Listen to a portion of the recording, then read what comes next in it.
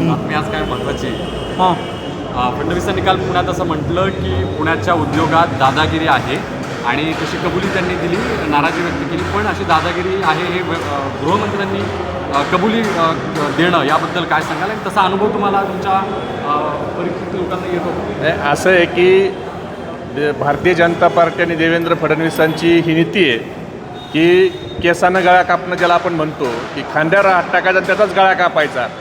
अगोदर आता एकनाथ शिंदेंचा कार्यक्रम लावला आहे, आता पुण्यात येऊन अजितदादांचा कार्यक्रम लावला आहे.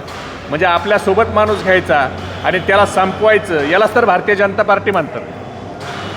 काल यवतमध्ये जो प्रकार झालेला आहे, दोन समाजामध्ये तेढ निर्माण झाला होता, तणावाची परिस्थिती निर्माण झाली होती. मला वाटतं हा अतिशय दुर्दैवी प्रकार आहे.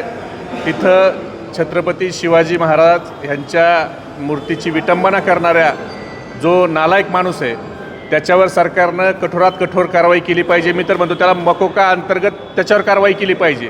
त्याच्यावर देशद्रोह, UPA, मकोका हे सगळे गुन्हे त्याच्यावर दाखल केले पाहिजेत. परंतु दुसरीकडं अशा घटना होत असताना ज्या सरकारी पक्षाच्या लोकांचं कायदा सुव्यवस्था सांभाळण्याचं काम आहे, त्या सरकारी पक्षाचे आमदार येऊन एका समाजाला टार्गेट करतात आणि चिथावणी करणारं भाषणं देतात. म्हणजे मला वाटतं आता दंगली सरकारला महाराष्ट्रात घडवायच्यात का?